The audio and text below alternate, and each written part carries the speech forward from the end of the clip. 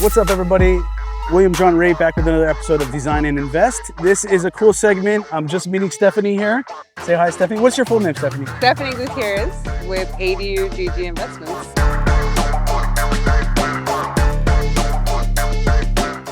The woman when it comes to ADUs. My brother turned me on to her and said, hey, you two have to meet. I want you to show her our project in North Hollywood and just see where it goes. And so this is a real honest, like organic. Literally we just met. Right. And coordinated this just last week.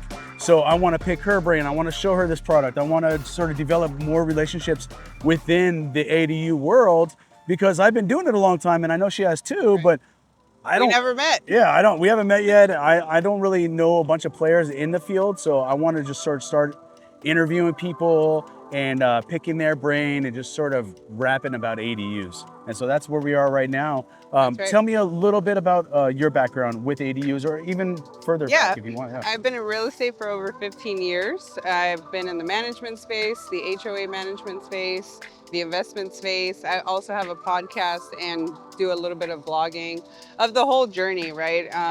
I started with ADUs in 2017, kind of when things started taking off here in California. And then as things progressed and just got, a lot more ADU friendly in the state of California, I started advocating for it. I started doing ADU consulting. And at this point, I've helped many clients buy, build, and manage. And that's sort of my motto, is to help investors buy a property, analyze a property, do a feasibility, see what's feasible on the property, right? And then help them rent out the property, and then rinse and repeat the process and help them scale. See, so we're gonna have a lot more to talk about than I thought. Yeah, because I'm similar, but in that I've been doing it basically since day one of ADUs, when it was super complicated and very you have to get C of O on the main structure before you can even start the ADU and blah, blah, blah. I would just build it for myself though. I'm a developer, flipper. In North Hollywood here, within, I would say 3 miles of where we're at right now, I've done at least 60 or 70 doors of new construction. I've done 100 rehabs. Like this is my hood. Like I grew up here. I grew up in Sun Valley, which is just down the way. North Hollywood, I have a real dialed in on the pulse of North Hollywood. Having that hyper local knowledge, and you say you're raised here, born here, do all your business. I do everything everywhere, but when you have an area like this and you put in your own money, this is my own money, this is my development. Especially when it comes to construction and development. Anything else you could sort of outsource, and rely on other people and boots on the ground. But like especially with rent comps and projections, and we're working on the performance. Hyper local, and a lot of the management I do is not just long term. I also do a lot of midterm, which is very hot right now. I have an Airbnb company. Yeah, I have 40 doors that I manage Airbnb. Well, we have for the long-term property management, we have over 700 properties that we manage in Orange County and also Redlands. Are you a broker? I'm not a broker yet. Okay. Who do you hold that under? True Door Property Management. Okay. So that's where I get most of my listings from. It's from the portfolio. Yeah. And then I do have 8 units myself that I have as midterm. 2 of those are ADU. Nice. So that's kind of more in like South Bay area. Awesome. So yeah, I think how did you start your career? What was your segue into real estate? Honestly, it was a Craigslist job as a receptionist at a Century 21 office. Okay. And that's how I got started. And then I love hearing origin stories. Like where did it was the Century 21 office in Torrance. I was looking for a job. I think I was in the medical field at that time. 19, 20 years old. I started off really young, and I got a job as a receptionist, and then from there became the assistant to the broker's daughter, and then from there managed teams, and then from there I've had my own team, and real estate is a big part of my business to this day. What I like about what you're doing is very similar to what I do, is that you first have the client's trust. Right. You can service them on multiple fronts. In multiple ways. So you build for them, you can design for them, you can help them with the whole process, and then you can help them rent it. So it's end to end. It's very similar to what right? Because I think true freedom, it's not just 1 or 2 properties that's really going to create that flexibility for you, but multiple. And so it's just also, if you think about it too, the field that we chose doesn't really have a 401k type of atmosphere, health insurance. We have to sort of plan on our future by having rental properties, having things like that in place. I preach that to everybody all the time too. And that's where ADUs come into play, because ADUs really create flexibility no matter where you're at, whatever path of life. And I've talked about it in my podcast. You know, what I love about ADUs is it could be a rental to help you cash flow. It can be for a family member. Throw grandma back It there. can be for assisted living, right? It can be, I homeschool my son, so it can be a homeschool office. It can be an office space. How old's your boy? 11. Oh, I have a 10-year-old. He turns 10 this weekend. Yeah, Alex is 11. He'll be 12 in October. So that's cool. and he knows a lot about ADUs. Yeah, I bring my kid involved too. Like he's in a lot of my vlogs. He just joined a Tycoon Mastermind. I'll send you details on that. It's a mastermind for teens that really goes over the investing journey. All things investing. Yeah. I love that. Awesome. Yeah, I give my kid, we flip stuff together too. So I'll take him to like thrift stores or flea markets or wherever I can to find like old stuff and be like, hey, look, let's look this up. Let's do a little research. Let's take it home. In our garage, we have like a little light booth and we just list stuff on eBay. Nice. I tell them whatever sells is yours, you know, but I want you to be part of the entire process. Right. You know, even with Pokemon cards, he loves Pokemon, but I want to make sure that when he collects Pokemon, that he's not just sort of buying them and just throwing them in a box. Be systematic about it. This is an investment. Like these cards will literally be worth 50 times what they are when you're in college. The future. So just take care of them and plan and complete the sets, you know, and treat it like a business. Showing them how to be patient and have that business mindset. My wife helps a lot with that too. So that's awesome. Yeah, she's really into it with them. So she's so yeah, I'm very hands-on with that mastermind. I really like it. They have a book club on all things investing. I mean, it's beautiful. Let's try to drop a link to that. I didn't even know about that. I'm gonna look into it myself. But yeah, I'll send you details on that. Let me tell you about what we got going on here and why I wanted to bring you here and just sort of see where this goes. You know. Right. So we bought this property for $700,000. It was just what I loved. It was a corner lot. We knew I've done tons of ADUs. I knew exactly what our plan was. We were going to use SB9. Okay. And now you can do ADUs in the front yard. So we did exactly that. Okay. And so we took this property. It was a 3-bedroom, 2-bath. We just renovated it, just a wham bam rental grade renovation. That took me 30 days to do that. And then we immediately Airbnb'd that while we're in plans for the rest of the stuff. This was our first time doing 4 units on a single family lot using SB9. So it was a little bit of a learning curve, but it was on our dime. And so now we've got this down, and my brother manufactures these units, the factory built. And that's how I made it here. Yeah. Thanks to. And you're gonna love them. These are leading me into a whole other sort of segued market. Up until now, I've done ADUs for people for sure. Renovate their house, this and that. But I've never been in an ADU business per se, you know, or consultant or anything. You know, it's just building for myself or for a couple other people. Now I'm going to turn it into an actual business and sling these units as well as garage conversions, like whatever it is that they want. It's easy for me. I've done so many to this point. These are great models. I've seen other ones that are similar to it. Never your brother's, but he's always raved about it. And every time I talk to him, I'm like, he's got several models too that he's working on. He's got one that's actual, just 2 of these, one on top of each other. Okay. Spiral staircase up one side, so that way I think that's the one he showed me. That's pretty gangster. Once that's done, it's that. gonna be like a game changer because you can smack that in anywhere. It stays under the height limits, and it you know, it's just ready to go. 12 feet to code by 33 feet. That's the unit. This version is 404 or 6 square feet, and then the other one is just double that. And it's the perfect 1-bedroom, and I'll show you that in a minute. But so what we did was we renovated the main house, and then we put plans in place. These are all state approved, so they can't tell you anything other than where it goes on the lot. Site plan, you submit that. We have really good expediters that take care of all that for us, that just know this product and know exactly SB9 how to get it streamlined. How to get it streamlined, because it's still new. Not a lot of people are using SB9 like we are. There's 2 uses for SB9. There's the lot split, which takes forever and is very expensive. And then there's the duplex build. So we did this duplex. So we attached one of these units to the main house. And I think that's important to note because the time frame for both processes is completely different. Yes, it is. It takes over a year. Exactly. Lot split. And it's unless you live in a house that you have a giant backyard and you're carving it off and you got time, you want to sell that down the road or whatever, then don't even enter that if you're a developer, because money's too expensive right now. Hard money is extremely expensive. I mean, we're literally finishing up a refinance on this just because we thought we'd be sold by now. But it took forever. I'm like, look, we're bleeding on the. And you were still smart about Airbnb it out, you know, to help offset costs. Exactly. But then that only goes to a certain point. Exactly. Now imagine if you weren't doing that. So we're refinancing it, and we're gonna keep it for a little bit. We're gonna get the rent roll real tight on them all, and then sell it as just somebody who's buying money. You know, someone who's wants to write cap rate. It's something stabilized in A-class exactly. So that's what we're doing with this now. Before we were selling a vacant and sort of going that approach. now we're changing gears, and thankfully I come from a furniture background, so it's easy for me to stage and easy for me to Oh, that's awesome. to get them ready. Yeah. So if somebody wants to do a furnish finder type Make strategy sure- where they want it right. all furnished, I can easily do that. And 2 of the units are staged, the main house and this model Oh, that's unit. awesome. So easier to rent. You can rent it for a premium too. Right. And those will have very low vacancy rate because right now people are paying for experience, they're paying for amenities, they're paying for essentials. I mean, if you have all of that, it'll be booked all year round. Yeah. So thankfully now we don't have to do on future ones LID, rain barrels and stuff like that, which is always a pain in the butt. These are small enough where you don't need solar too. So that's a big plus. Awesome. We put the stack here for all of the electrical, ran it underground to the other units. This unit here is a front yard ADU.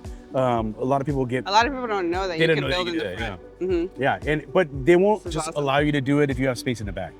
So if you have space in the back, the plan checkers will be like, nope, dude, you're putting it in the back. Right. But if, like in this, we got 10 pounds of shit in a 5-pound bag. So there was no other place for it, and we really just maximized it. We turned a single family home into 4 units.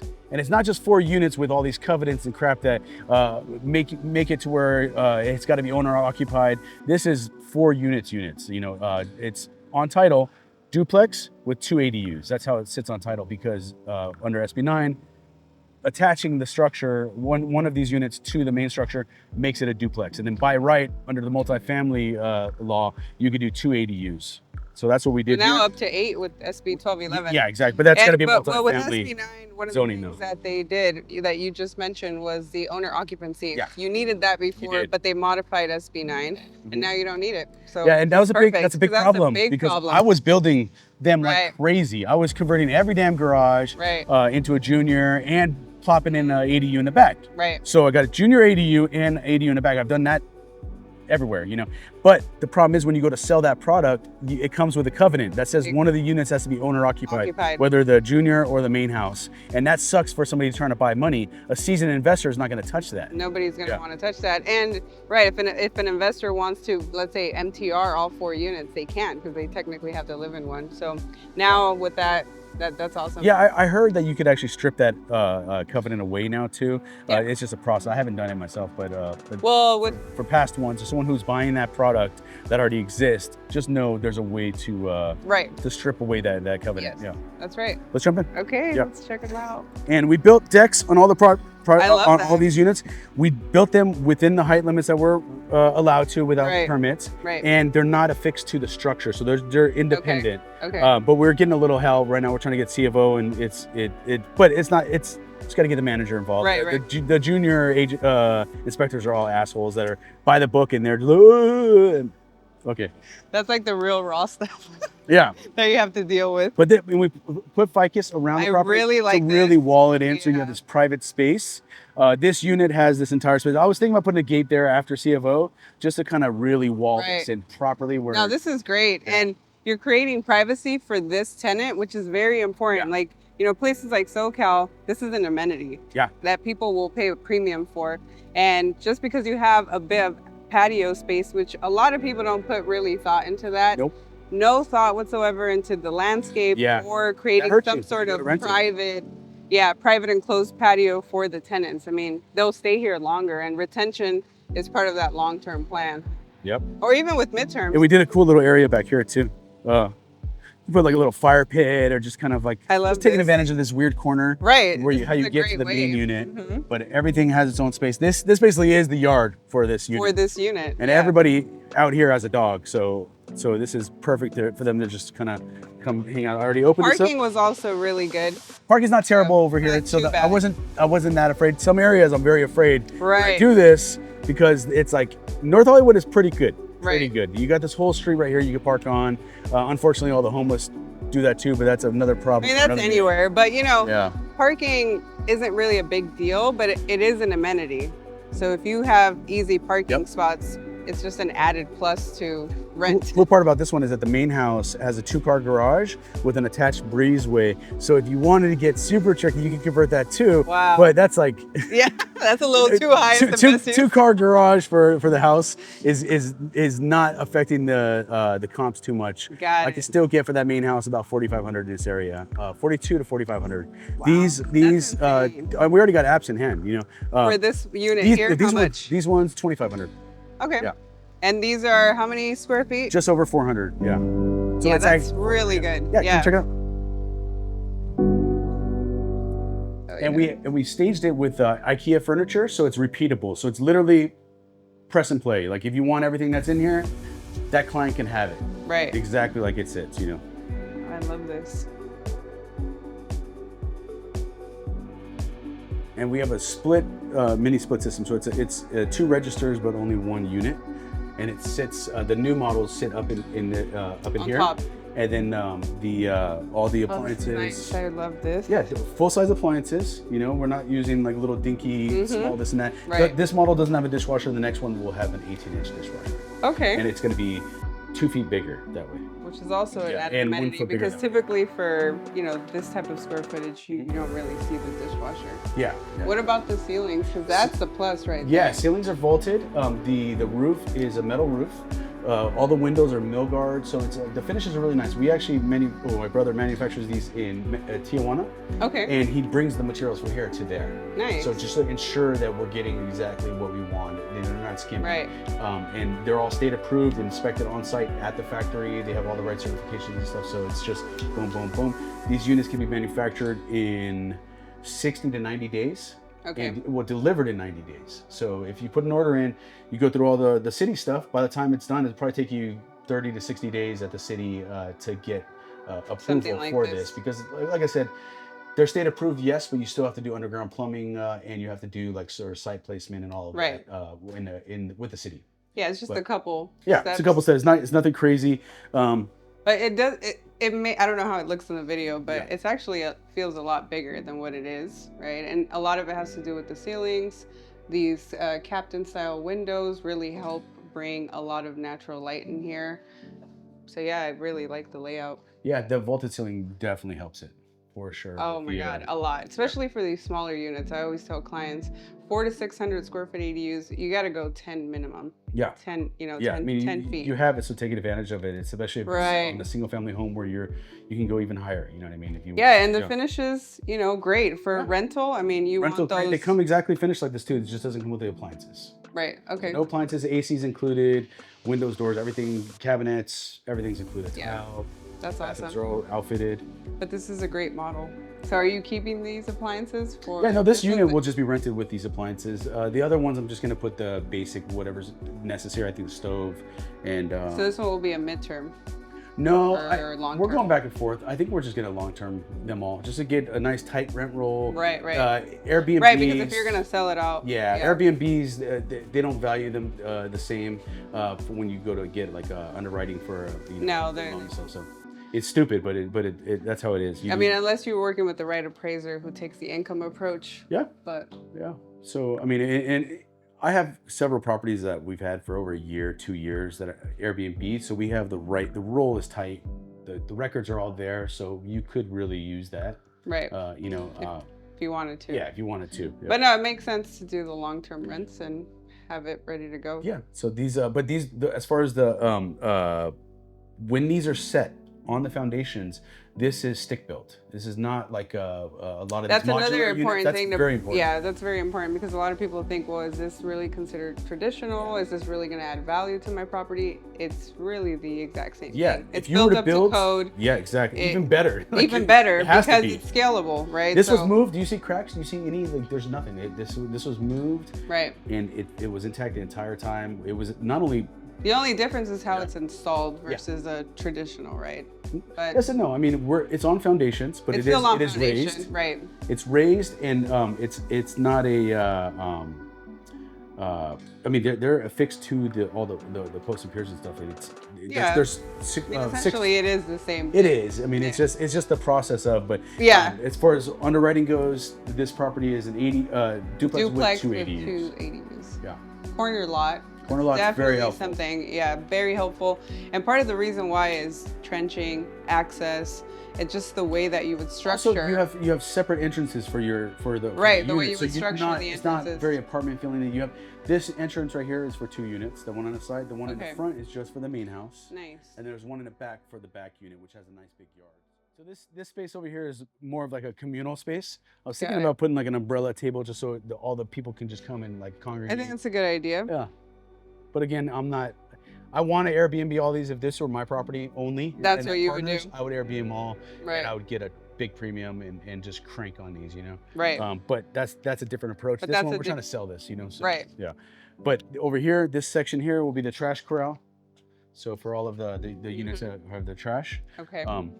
And then this unit here is the one that's attached, but really it's not attached. So here, that's the space that's between this unit and that unit, okay? And so the foundations, when we poured it, they kiss. But really they don't even have, they just have to be next to each other. And then in the permitting process, they call this one attached. But really it's not even attached, but it's helpful, you know? And so this is the master bedroom of the main structure. And we just went straight on. This was originally what was here. Yeah. The tricky part about this property that we didn't even know until we were about ready to install, and we were arranging the crane to be delivered and to coordinate, like, oh, you can't do it.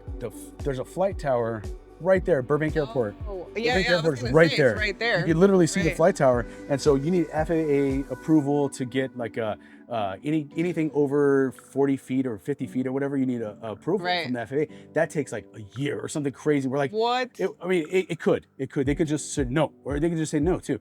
You could try to just do it and ask for forgiveness and just do it quick and be done, but it would come with some big fines if we did get popped. So what we had to do is we had to devise there's some people that have that we met in this whole process that have these really wild units that they created. They're kind of like tractors. They come underneath the unit and they look like alligators. They have like these noses, and they go up and they together in unison sync together, goes drive them in place, and then drop them on the foundation. So that way they don't ever have to be craned in. Or, wow, that's good to know. We had no idea like that we were gonna hit that until like we're ready to install. Until you're there. Cost us about 15 grand extra to do that because of real specialized machinery and people that do only that, you know. But that's still worse not being able to do the project, right? Well, we were getting it in somehow. Right, somehow. but we had to maneuver the hell. This was wild. We had some video too. We recorded the whole thing. It's a wild process because they had to come in, shimmy. This one is set in the back of the property this way. So look how much space. You can't just turn them in. It's not like a giant lot. Right. So we had to like just very creative. This one, the front one, we just backed in from the street. Like quite literally, we backed it in, and then we put a bunch of cribs, and then we took out the cribs slowly and brought it down. And luckily, you had no power line. No, it's not. Those weren't really the issue. Yeah. But that's good. Because sometimes that's an issue too. Yeah. And then so this unit has this deck, this sort of breezeway, and a little backyard. So it's super cute. This is a great unit. Oh, this is great. Yeah, and it's very private. The neighbors had a tall fence. This is their garage. We had to remediate this. Right here, there was a bee's nest in here for like 50 years. It was a giant bee's nest, and so we had to talk to them and we got rid of it the right way though. We didn't just kill the bees, you know. But it was This crazy. is great. I really like how you guys put thought into the tenants. Yeah, you have to have that. Otherwise, they're not rentable. Nobody wants to rent something that's just like slammed in the back with no sort of. Those small yard spaces make such a huge difference. So this.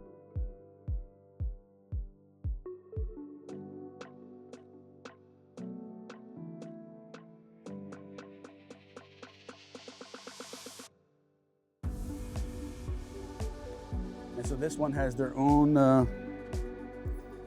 think it's, yeah. Okay. Yeah, its own private entrance. This yard is bitching right here. This one is great. I like this one a lot. Oh yeah, this is massive. Yeah. Wow. So this one, I think we're asking 27, I think for this one. Yeah. 26, 27. Oh, you'll definitely get that. We just had to extend the landing, it wasn't. I'd probably use that additional space, maybe storage space, and Could be good. then Just sell it pop a to little. That's a good 2 idea. to 3 Because nobody's storages, fucking parking. and have someone pay an additional, I don't know, $50 a month for storage. It's a good idea. Just put one of those little Home Depot tough sheds there. Yeah. Fit perfectly. Yeah, you can even probably one for each do tenant. like 2 of them, you know? Right. This is beautiful. Yeah. I like this one a lot. Yeah, the units have skylights too, to bring in some nice natural light. Yeah, and the fact that this one doesn't have solar panels either, right? No. No, none of them do. None of them need it. Yeah. That's great too. You save some costs there. Yeah, yep. Awesome. And this plant was actually growing on the wall that was here, the CMU wall here before, and so we were able to peel it off and put it back. Oh, so it's gonna smart. totally. It's theirs actually. It starts way back like near their garage, and it just grew over the years. One way. I'm like, that's kind of cool. Privacy. I didn't realize it was gonna. Oh, I see how you guys peel it tied off. some of them on here. Yeah, we were able to peel it off. And whose idea was that? That was mine. That's smart. Great way to leverage nature. If you don't understand SB 1211, then yeah, you kind of have to wait for people to kind of have to work out the process with the city.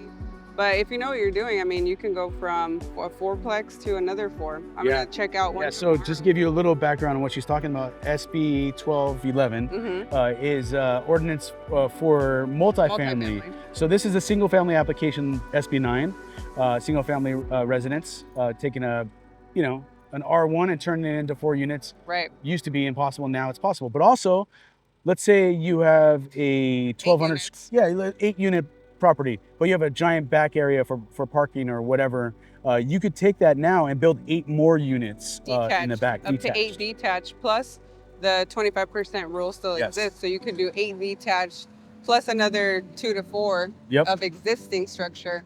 That's how you really maximize it. Yeah. That is game changer, because you could take an underperforming 8 unit that was built in the 50s. We got a lot of those. Yeah, tons of them. I mean, a lot of baby boomers are dying too. So as far as an investment strategy, if you were to buy these, even paying, right now is the best time to buy multifamily anyways, because it's in the dumps. Right. So if you're locking these up, even for market value, you are quite literally doubling the amount of units, all brand new units, detached, off in the back. Sometimes you have to take away parking from the tenants, but that's not a problem, because you can take parking away from people now, which is also something that's changed. I think it's up to like $100 relocation per month. So let's say you have a apartment building that has a back apartment building with the back parking.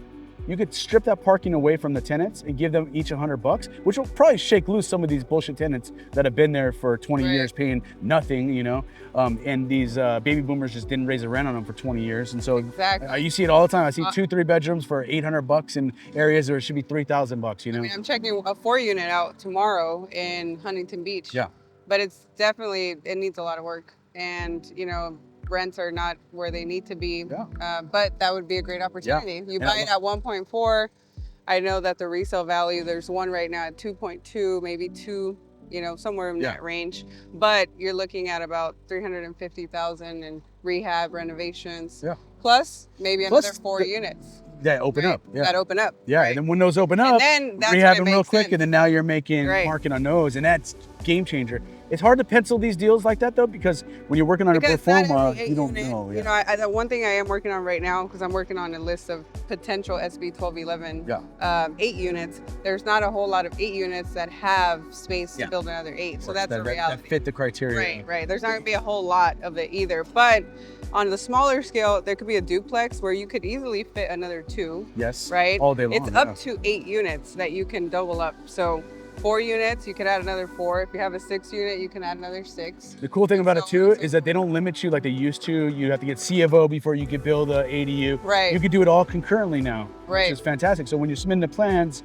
for those units, you're submitting the plans for the ADUs as well. So it's same all with SB9. You're doing SB9 plus ADU, and you're submitting both at the same time. Yeah, it's really kind of the only play right now, because flips, money's too expensive. Everything's taking too long. Supply chain issues. I mean, material. I used to build for $85 a square foot. Yeah. What is it now? 8 years ago. 8 years ago. Yeah. And what is it now? We just went to a property right now down the street where I built that for $85 a square foot. Right. And now, you're looking. I mean, my costs are $350. Well, I mean, I'm charging north of 300, but I'm paying like in the twos, Right. So Exactly. Yeah, this is what it is. So when things like that change, you have to have creative angles. But There's always strategies, Yeah. and you're always, there's always opportunity. You just have to pivot. And right now, the ADU play is the only play. I mean, imagine buying a 4-unit, and then you're dropping 2 of these duplex versions in the back. Pop, pop. Right. I mean, you're looking at 90 days being And done half with the that. time, that's And what I was half the gonna say. time, yeah. Half the time you save money. So Yeah, saving money and time. The cost of these units are not that expensive either. I think the cost per square foot is like 320 or something. I haven't done the math for a while. So you bought it for 700, and then how much? We put 3 units. Our cost on the units, we sold my brother sold to the project, I think at 110 per. Or 100. That's just really just good. over 100 each. That's really good. And then the installation and holding cost and what are you thinking of the resale value? The resale value on this, I think we're at around 1.9, yeah, like somewhere in that sort of area. Okay. Is what we're shooting for. But I mean, the rent roll makes sense. I mean, you got right almost $12,000 in rent, here.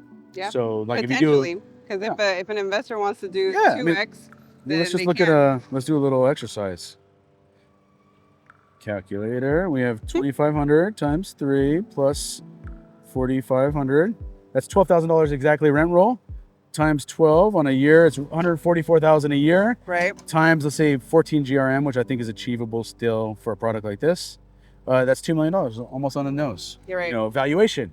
That's at a decent cap rate that any investor would be happy with, especially if the rents are already tight, locked, seasoned. Then you're just selling a different product. But us trying to sell it vacant, you have to tell people, hey, you can rent this for $2,500. You're like, you sure? Because I mean, how about we say $2,000? I'm like, well, no, that fucks everything up. That doesn't. I can rent. Let me show you. It's not the same. It's not the same as potential rents versus this is what it's renting so for. Even though I'm projecting ones that are achievable, you kind of have to put it out there. Proof. Otherwise, if they're kicking it to $2,000 per unit, it drops the value $200,000. By each unit being $200, $300, $400 less, it screws everything. You can't give a range. It has to be. Yeah. So that's why we're changing gears on this and refinancing and stuff. But we're not going to make a ton on this. But this was a sample of the first of what we can do and what we are doing and what sort of strategy we're putting forward. So. Yeah, and showcasing this really gives. We should have a meetup here. We should talk about it. Yeah. I don't know how to organize that, but if you want to help, let's do it. I'll help. Yeah, let's get it. We might do it, guys. Middle housing. I mean, I can get 20 of my buddies over here, developers, and let's do it. Okay. Yeah, let's plan this together. Maybe a part 2. Yeah. Well, thank you so much. I'm so happy you came. This is really great. I feel like I've been knowing you for a while. I know. We speak the same language. Yeah, That's why. That's why. Yeah. So, all right, guys. Stay tuned. We'll see you next weekend. All right, guys. Remember, design, invest, repeat.